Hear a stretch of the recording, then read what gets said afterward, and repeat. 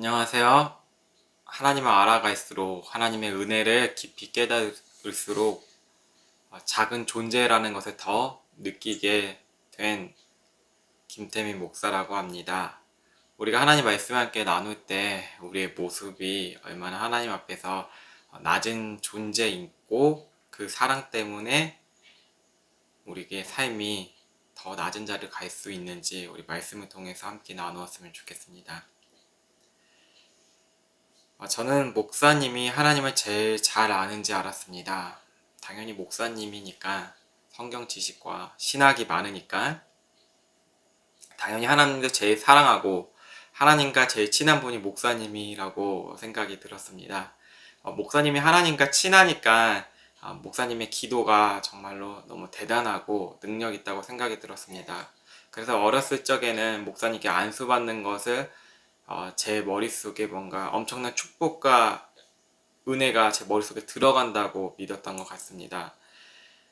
그래서 목사님이 제일 좋은 믿음이라고 생각을 했죠. 제가 이제 목회자로 부르심을 받고 신학교를 가게 되었습니다. 신학교가 우리가 생각한 만큼 그러한 곳은 아니죠. 신학교에 가고 우리가 성경 지식이 많이 쌓여져 갔어요. 신학적 지식과 그리고 더불어서 전도사 사역을 하지 않습니까? 교회 사역을 하게 되었죠. 그러고 시간을 보내면 보낼수록 하나님을 더 잘 알고 좋은 믿음이라 생각했죠. 나도 이제 목사가 되는 길을 가고 있으니까 더 하나님을 더 잘 알겠구나 생각을 하였습니다. 교회에서 여러 가지 사역들과 경험들을 하죠. 사람들과 대화를 하고 그리고 교회에서 쓰는 목소리가 또 있죠. 제가 아이들이 저한테 아빠는 왜 설교할 때 목소리가 이렇게 변해? 라고 이야기해요. 설교용 목소리가 있고 또 사역을 하는 현장에서 있는 그 목소리가 있습니다. 그런 경험들이 있으면서 제 자신이 제 내면에 교만이 쌓여져 간다는 사실을 알았습니다. 교만은 분명히 있는데 더 겹겹이 저의 위성과 저의 그런 추태함을 감추려고 꽤 많이 노력을 할 수밖에 없었던 것 같습니다.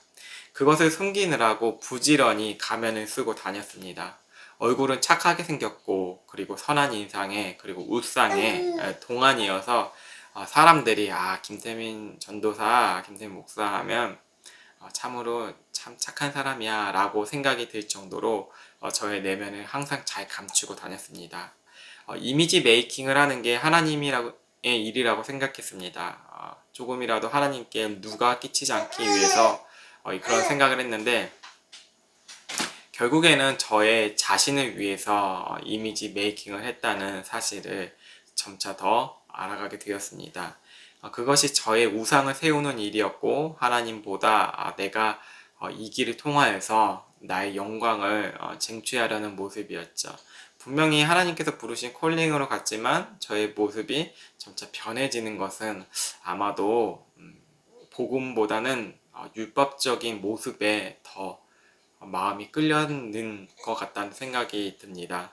율법적인 모습이 사람을 좀 더 편하게 하는 것 같아요. 이 말의 뜻은 왜 사람은 율법이 편하게 하냐면 자기가 행동을 해서 쟁취하잖아요. 그거를 자기 것으로 여기는 게 그 율법적인 모습이잖아요. 저의 위선을 그렇게 다른 사람들이 보여줌을 통하여서 저 사람 참 착하다, 저 사람 참 사역 잘한다 이런 소리를 듣고 싶어 했다는 것 같아요. 그래서 저는 목사님이 제 하나님을 잘 안다고 늘 생각했어요. 혹은 대단히 유명한 선교사님들을 이제 보게 되면 그런 선교 현장에서 하나님의 역사를 막 경험하잖아요. 그런 분들을 진짜 저분들은 하나님과 함께 계시구나, 살아계시구나 정말로 부러웠어요. 하지만 이제 또 목회자가 되고 또 그런 삶을 살아가다 보면 또 가까이서 만나게 되면 결국 또 이제 그렇지 않는 모습들 교제하면서 더 가까이 이제 함께 어울러지다 보면 그렇지 않은 모습들이 많다고 생각이 많이 들었어요. 그분들도 하나님을 뭐 완전히 알 수 없다라는 것이죠.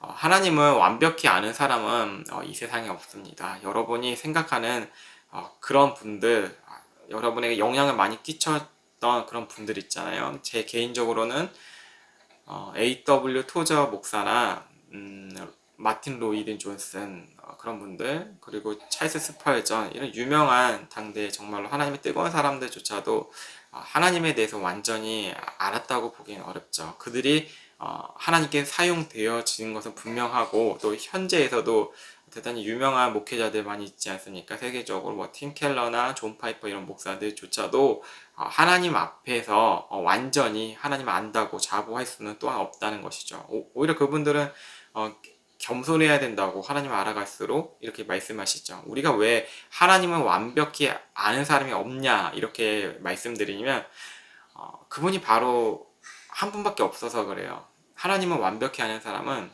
이 세상에 단 한 분밖에 없어요. 바로 예수님이라는 것입니다. 우리는 하나님과 하나가 아니었죠. 하나님과 분리된 존재였잖아요. 하나님을 떠난 모든 존재들이었어요. 그래서 죄인이라고 부르잖아요. 죄인. 모든 떠났으니까 죄인이에요. 하나님 알 수가 없어요. 뭐 하나님을 난 너무 잘 안다, 심지어 나는 하나님이 되었다라는 사람들 있잖아요. 다 이거 밖에서 보면 다 사입이고 이단인데, 그들에게 세뇌되어서 이제 그들을 추종하는 사람들도 많이 있잖아요. 근데 결코 하나님이 아닌데 자신의 하나님을 잘 안다고 하는 사람들, 자신이 참된 선지자다, 저분이 참된 선지자야 라고 이렇게 말할 이유가 전혀 없다는 것이죠. 왜냐하면 그분들은 하나님을 다 완벽히 알지 못하는 것이죠. 우리가 그 완벽히 아는 사람만을 의지해야 되는데, 우리는 그분을 의지하려고 하지 않고 사람을 더 우상으로서 의지하려고 한다는 것이죠. 하나님을 정말 잘 아시는 분은, 정말 제대로 아는 분은, 완전히 아는 분은 예수님밖에 없습니다. 예수님밖에 하나님을 완전히 아시는 분이 없어요. 예수님께서 말씀하셨잖아요. 아버지와 나는 하나라, 이렇게 얘기할 때 바리새인들과 주변의 많은 서기관들과 종교인들은 화가 났죠. 어떻게 내가 저 사람보다 하나님의 더 율법적 지식이 많은데 저 사람이 하나님의 안다고? 하나님과 하나라고? 죽이라고 했을 거예요. 인간이 그런 모습을 갖고 있다는 것이죠. 뭐 질투와 나쁜 감정들이 예수님을 향해서 쏟아내는 것이죠. 그렇지만 그럼에도 불구하고 하나님을 잘 아시는 분, 하나님과 함께 하시고 영원 전부터, 우리가 알 수 없는 그 영원 전이라는 것은 상상할 수 없어요. 그 전부터 하나이셨던, 하나이시고 지금도 하나이신 삼위 하나님의 성자 하나님께서 정말로 하나님만을 잘 아신다는 것이죠. 하나이셨으니까. 우리가 그래서 하나님을 아는 길은 공교롭게도, 너무나 공교롭게도 예수님 안에 있을 때 알아가는 것입니다. 그 예수님을 계시한 성경을 알아갈 때 더 예수 그리스도를 사랑하게 됩니다. 이단들은 성경을 이용해서 다른 말을 하잖아요. 이게 이거다 그렇게 배우잖아요. 그렇지만 그게 아니라는 것이죠. 이단들의 궁극적인 목적은 그거잖아요. 교주 사랑하고 교주를 위해서 힘쓰자. 그게 끝의 모습 그거잖아요. 우리의 끝은 누구죠? 처음과 끝은 예수 그리스도. 끝에 갈수록 예수님만 더 사랑하는 모습들. 불건전한 교회에서도 예수님만 이야기하지만 오히려 삶이 엉망이 되는 그런 모습들이 너무나 많잖아요. 그 끝은 뭐예요? 목회자의 가스라이팅이고 목회자의 굴림이죠. 그런 모습들을 보고 배우잖아요. 우리가 집중하고 더 집중해야 될 것은 바로 예수 그리스도라는 것이죠.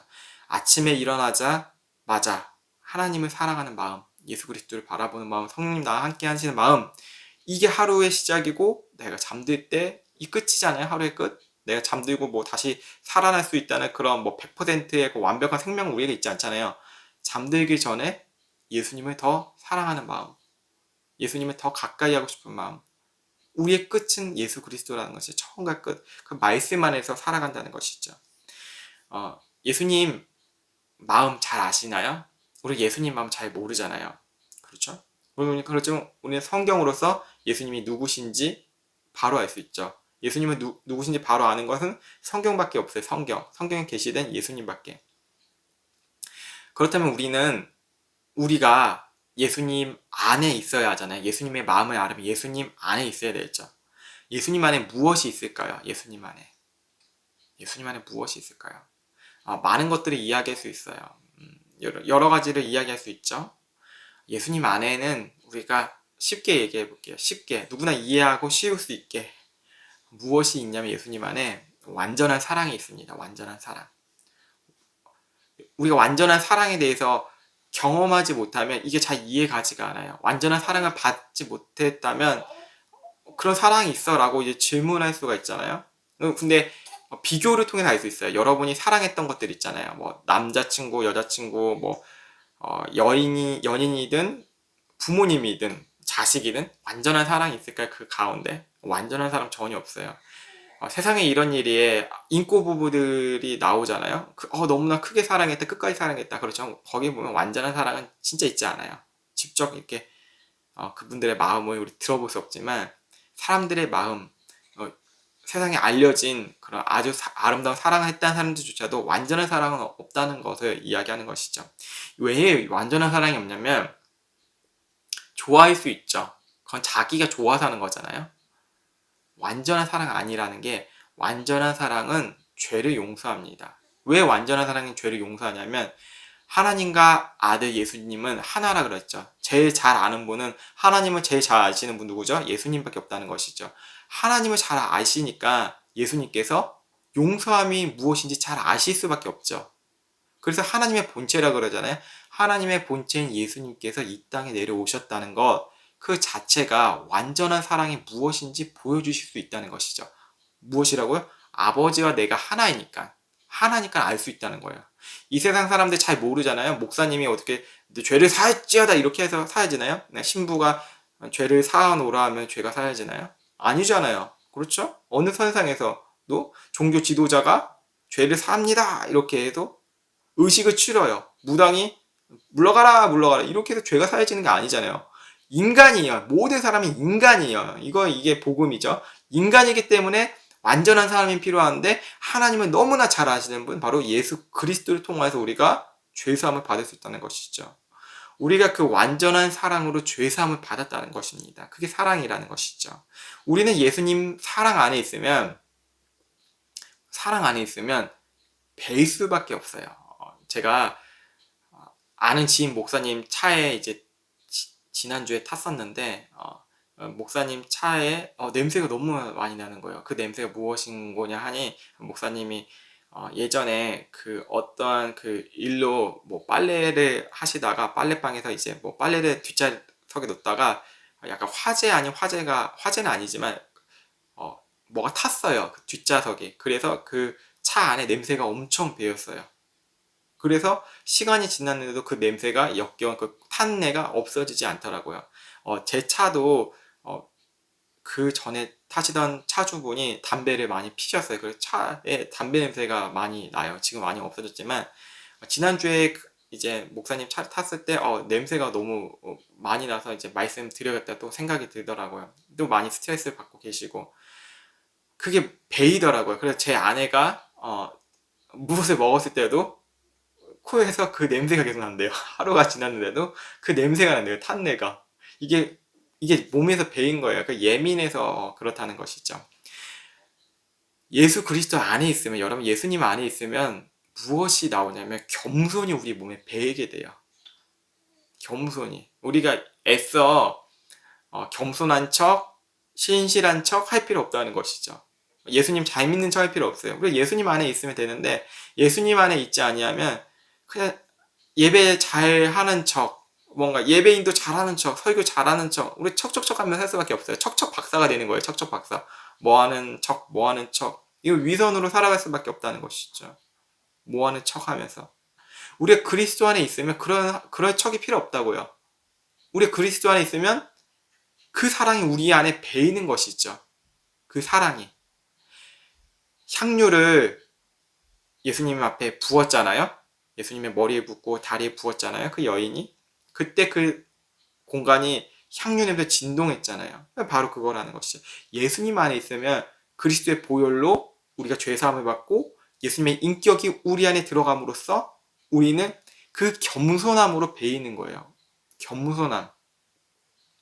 죄사함을 받을 수 없는 자들이 하나님의 은혜를 받았잖아요. 그게 얼마나 클까요? 이것을 다 설명하기도 힘들고 이 시간에 이 하루에도 다 이야기할 수도 없어요. 이 죄사함에 대해서.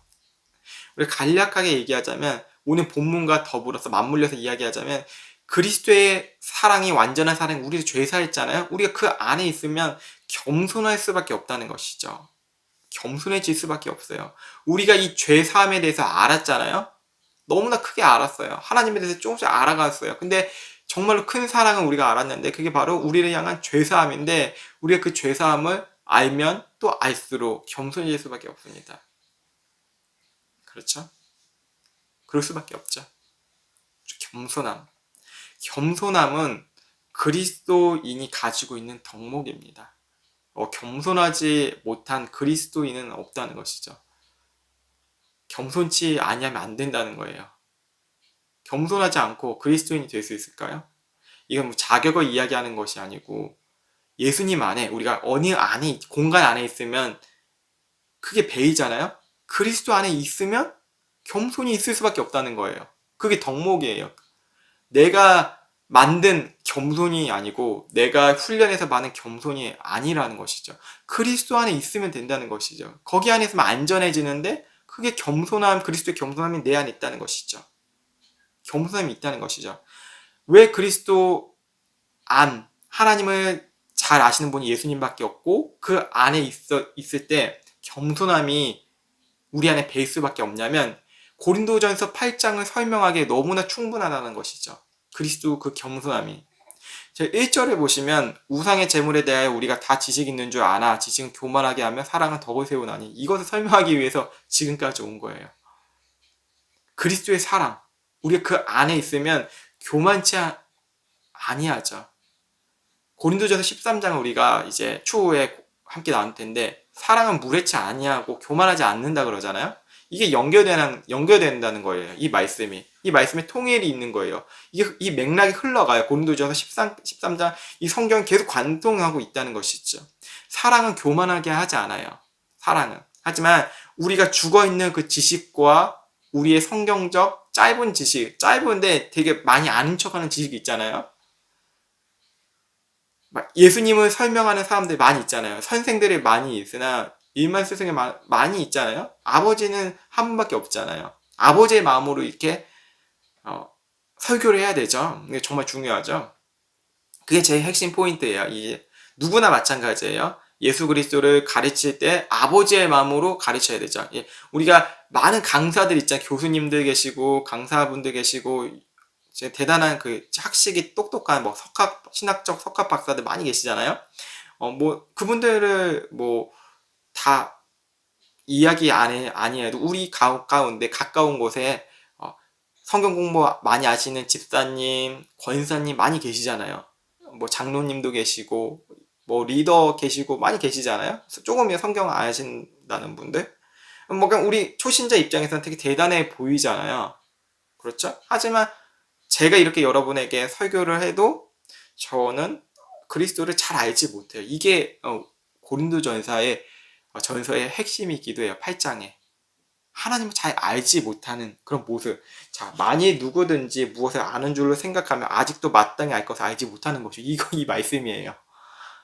우리가 유튜브에 보면 아니면 기독교 TV에 보면 설교 잘하는 분들 있잖아요. 간증 잘하는 분. 그분들 하나님 잘 알지 못한다는 거예요. 이게 그분들을 폄훼하고 그분들 비난하기 위해서가 아니라 2절에 누구든지 하나님을 잘 안다고 하는 사람도 있으면 아직도 모른다고 이런 겸손이 있을 수밖에 없어요.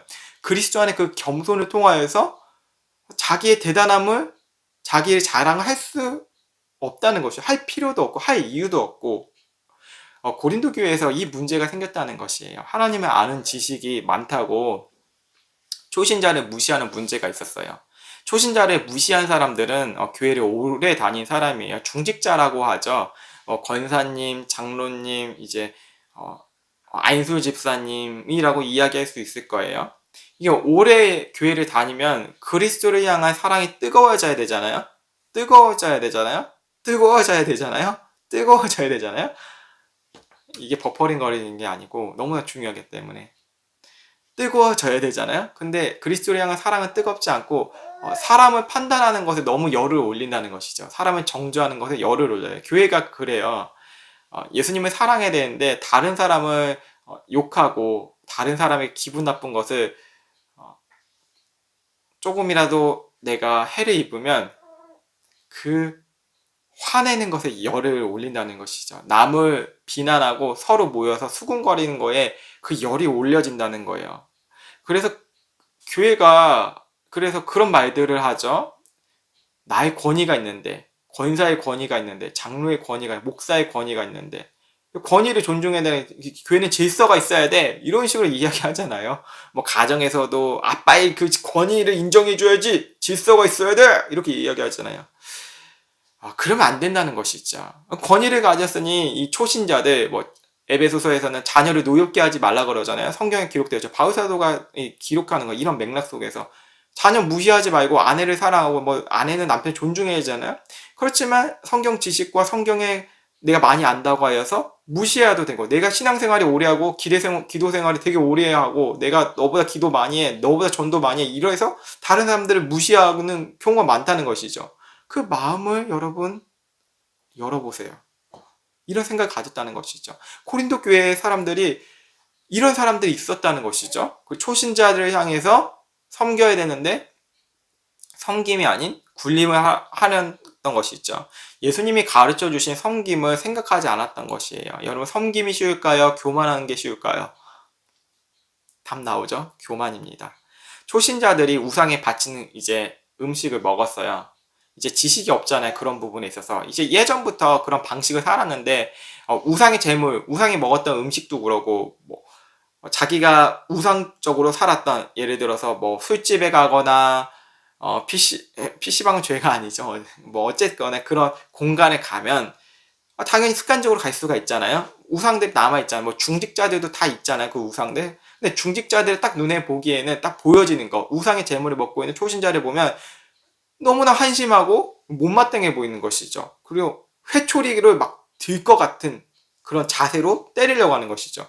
초신자들은 성경 지식이 없어요. 초신자들은 아기와 같아요. 아주 살결이 보들보들한 아기와 같아요. 그런 자들을 채찍질로 때려서 비난하겠다? 말로 상처 주겠다? 초신자들에게는 돌봄이 필요해요. 아기를 향해서는 교만한 부모가 없습니다. 여러분, 아기를 향해서 내가 너보다 잘났어 이놈 새끼 이럴까요? 말도 안 되는 이 새끼. 아기를 향해서 여러분 그런 부모 있나요?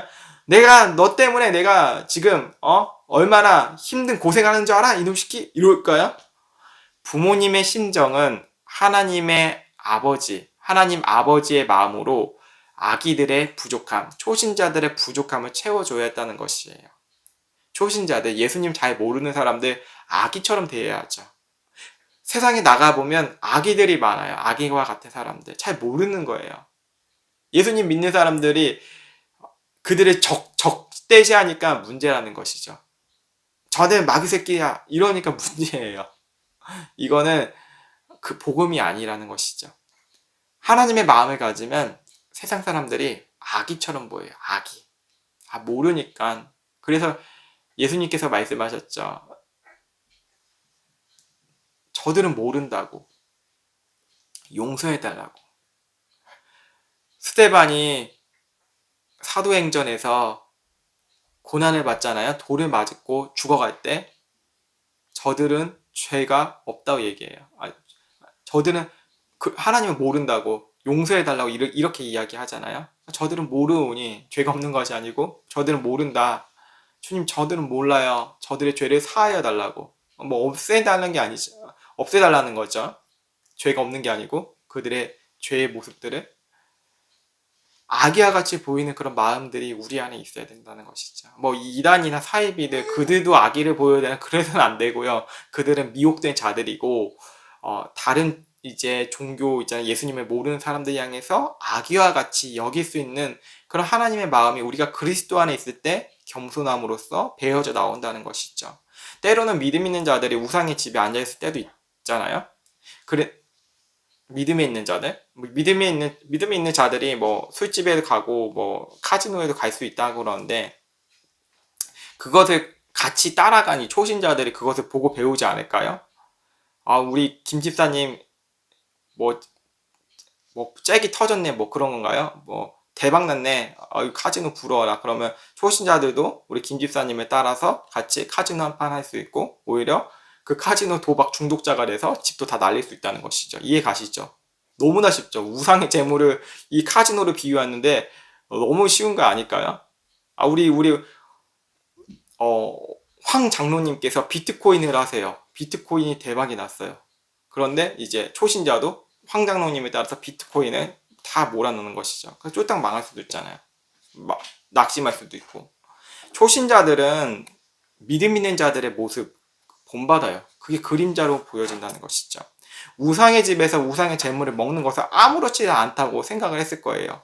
10절에 지식 있는 네가 우상의 집에 앉아 먹는 것을 누구는지 보면 그 믿음이 약한 자들의 양심이 담력을 얻어 힘을 얻는다는 거예요. 저렇게 해도 되구나. 우상의 재물을 먹지 않겠느냐. 사회 심리학자 엘버트 반두라의 모방학습 이론이 있는데 어린 아이들은 부모의 모습을 따라한다는 이론이에요. 그래서 바울이 아들 디모데야 이렇게 이야기하죠. 아들과 같이 디모데가 바울을 본받아야 하는 모습이 많잖아요. 따라간다는 것이죠. 우리 속담에 윗물이 맑아야 아랫물이 맑다고 해요. 초신자들은 기존의 교회를 다니며 오래 영향력을 끼친 사람들을 닮아갈 수밖에 없어요. 그래서 조심해야 돼요. 여러분 가정에서 여러분 예수님 믿는 부모님이죠. 왜 조심해야 될까요? 여러분을 따라간다는 거예요. 여러분을 따라간다는 거예요. 그래서 우리 첫 번째 원점으로 돌아가면 우리가 그리스도 안에 있으면 우리는 저절로 조심할 수밖에 없어요. 조심해져 가요. 그의 형상들을 닮아가기 때문에 겸손해질 수밖에 없고 아이를 대할 때나 어른을 대할 때나 노인을 대할 때나 누구를 대할 때 겸손의 마음으로 대할 수밖에 없어요. 우리가 겸손해져야 합니다. 여러분 겸손한 예수님의 겸손을 배웁시다. 이렇게 하면 여러분 할 수 있나요? 하지도 못하면서 그죠? 저도 못하는데 여러분에게 그렇게 이야기했어요. 하지만 이건 이야기할 수 있어요.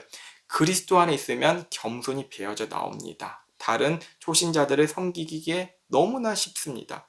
왜? 하나님이 하시니까. 내가 하는 게 아니고 주님이 하셨으니까.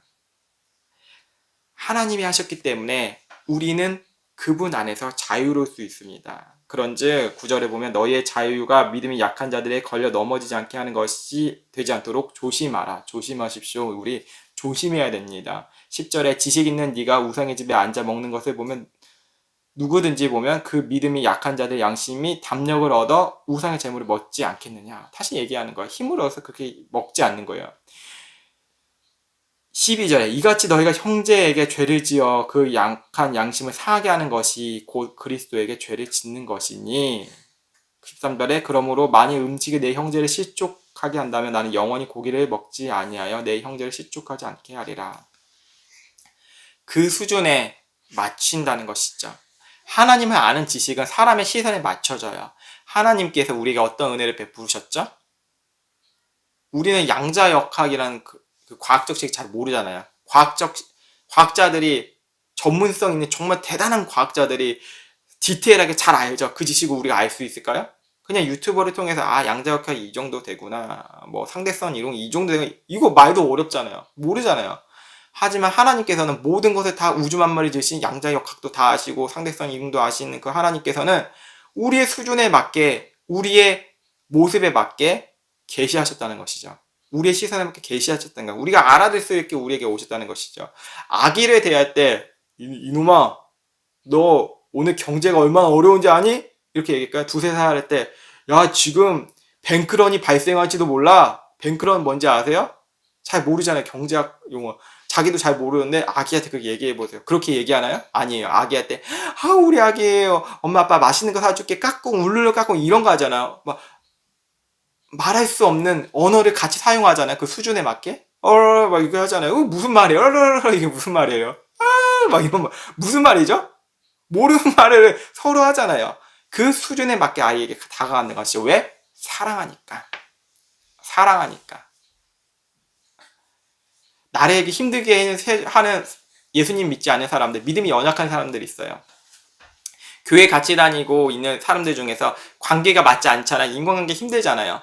그 사람들 앞에 화가 나. 뭐 이런 식으로 짜증나 하나님.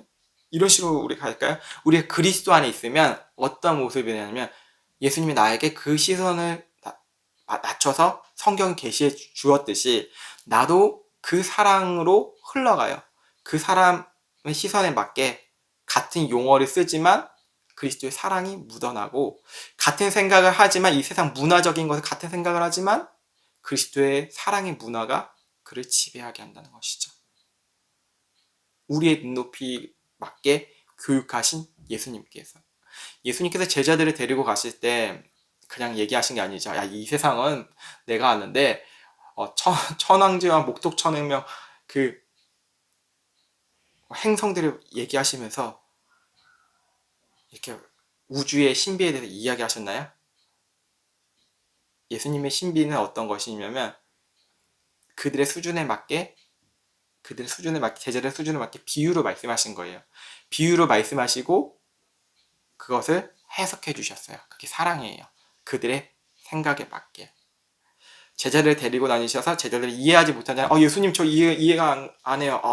베드로야 너는 반석이고 돌덩이 같은 그런 내 별명을 지어줬지. 돌 같지만 너희를 잘 알려줄게. 이런 식으로 말씀하셨다는 것이죠. 비유를 쉽게 풀이해 주셔서. 왜? 사랑하니까. 사랑하니까 낮아지는 거예요. 사랑하니까 제자들의 교육의 수준에 맞게 내려간다는 거예요. 기독교의 지식은 여러분 특별한 사람의 소유일 게 아니에요. 간증하는 사람들 있잖아요. 다니엘 기도에 많은 사람들이 간증하는데 그거 보면 열정을 막 느껴요. 근데 또다시 그거 또 기다리게 돼요. 사람의 이야기. 그 사람들을 보면 이런 생각 전혀 안 드시나요? 저 사람은 하나님의 사람이고 나는 무엇인가 라고 생각이 들 수도 있죠. 저 사람은 믿음을 본받아야지 따라간다고요. 그렇지만 믿음은 본받는 게 아니에요. 복음은 무엇이죠? 특별한 사람의 소유가 아니라는 것이죠. 하나님에 대한 지식, 믿음, 경험, 누구의 전유물도 아니라는 것입니다. 저의 전유물도 아니에요. 카톨릭의 사제들, 신부들 있잖아요. 그 전유물 때문에 자기들 것이라고 설교, 기도, 중보 이 모든 것이 자기들을 통하여서 다 이루어질 것이다 했잖아요. 그래서 개혁이 일어났잖아요. 종교개혁이 일어난 것이죠. 우리의 개혁은 누구를 따라가고 누구를 추종하는 게 아니에요. 그렇다고 그들을 폄훼하는 것도 아니고 우리는 그들을 존중하고 사랑함으로써 서로 사랑하는 것이죠. 그리스도 안에 있을 때 우리는 어떠한 제도 속에 있는 것이 아니고 그리스도 안에 있음으로 사랑할 수 있다는 것이죠. 여러분을 위해서 예수 그리스도께서 죽으셨습니다. 중직자를 위해서 더 크게 죽으셨을까요? 저는 그게 맞다고 봅니다. 이건 비유적이에요. 왜? 바울 사도가 그리스도의 사랑할수록 나는 죄인 중에 괴수다 이야기했어요. 그래서 중직자를 위해서 더 크게 사랑했다. 그럼 이건 비유입니다. 실제 바울이 괴수였을까요? 그게 아니잖아요. 하나님의 사랑을 알수록 내가 더 낮아진 존재 이렇게 될 수밖에 없다는 것이죠. 중직자들은 목이 뻣뻣이 들고 다니는 존재가 아니고 리더들은 목사들은 못을 뻣뻣이 드는 존재가 아니고 그리스도의 사랑을 더 알수록 더 낮아질 수밖에 없는 존재라는 것이죠. 예수님께서 이 땅을 향해서 낮아지셨는데 하나님의 아들 낮아지셨는데 우리가 높아질 수 있을까요? 그럴 수 없다는 것입니다. 우리는 그들을 섬길 수밖에 없습니다. 우리의 섬김이 아니고 예수님께서 나를 섬겨주셨듯이 예수님께서 초신자들을 위해서 죽으셨고 우리를 위해서 죽으셨는데 우리가 그들을 사랑하게 되겠습니까? 아기와 같은 세상에 많은 사람들이 있는데 우리의 말 한마디 때문에 상처를 받습니다. 아기와 같은 많은 세상의 사람들이 있는데 그들을 향해 정죄와 무관심 때문에 그들이 죽어가고 있습니다. 이 세상에 많은 사람들이 우울증에 씨름하고 있고 많은 사람들이 고통받고 있는데 우리는 외면하면서 살아가고 자기의 신앙만을 위해서 살아가는 그런 율법주의 학자와 같은 모습으로 다친 자, 병든 자를 향해서 그냥 지나가는 모습을 보게 된다는 것입니다. 우리는 정죄하거나 그들을 판단하거나 업신여기지 않고 그들을 바라볼 때 하나님의 마음이 내가 그 은혜를 입었기 때문에 내가 그 은혜를 입은 죄인 중에 죄인인데 내가 어떻게 그냥 살아가나. 나의 이름은 지워지고 오직 예수 그리스도의 이름만 남아지는 그런 존재들이라는 것입니다. 하나님께서 우리를 그렇게 이 말씀을 통하여서 고린도전 8장을 통하여서 우리를 다시 일으켜 세우실 것이라고 기대하며 확신하며 나아갑니다. 이 모든 것을 주님께서 일하실 것이고 저의 설교를 통하여서 여러분께서 피터링 있으시면 피터링 있으시죠? 하나님께서 여러분을 피터링 해주실 것 같아요. 하나님 말씀만 들어가게. 오늘 하나님 말씀만 남아야 된다는 것을 분명히 또 알고 있고요. 우리가 그렇게 살아가는 예수 그리스도의 사람, 하나님의 사람, 그리고 성령의 힘으로 살아가는 믿음의 군사된 사람으로서 살아가는 그 백성으로 살아가는 여러분 되시길 주님의 이름으로 축복합니다. 또 축복합니다. 기도하시겠습니다.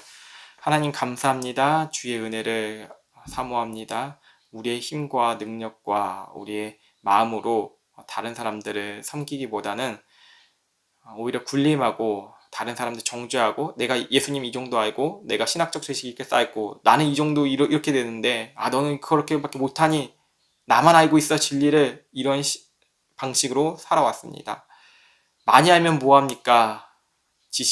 그 지식으로 사람이 망해져 가고 있는데, 내가 그리스도인이라고 자부하고 내가 이 세상을 나만 사랑하고 이 나라를 나만 사랑한다고 하면 뭐합니까? 다른 사람들 한심하게 여기는데, 우리는 고린도전서 8장을 보면서 우리가 그렇게 살면 안 되고 우리가 그렇게 살 수조차도 없고 오직 하나님의 은혜, 그리고 그분의 주권, 예수 그리스도 안에 있을 때 배어 나오는 그 사랑, 완전한 사랑이 겸손이 되어서 사람들을 아기와 같이 여기며, 심지어 바울사도가 고기를 안 먹겠다고 했는데 할 수만 있다면 우리가 그들을 사랑하는 모습에서 그런 결단과 할 수 있는 힘이 있음을, 예수님의 권세 있음을 고백합니다. 우리를 지켜주시고 우리를 영혼을 보호해 주시고 이끌어 주시옵소서. 이 고린도전 8장을 통하여서 우리의 삶의 지경이 확장되고 영적인 지경이 더 확장되는 우리 될 수 있도록 주님 축복하여 주시옵소서. 살아계신 예수 그리스도의 이름으로 기도드립니다. 아멘.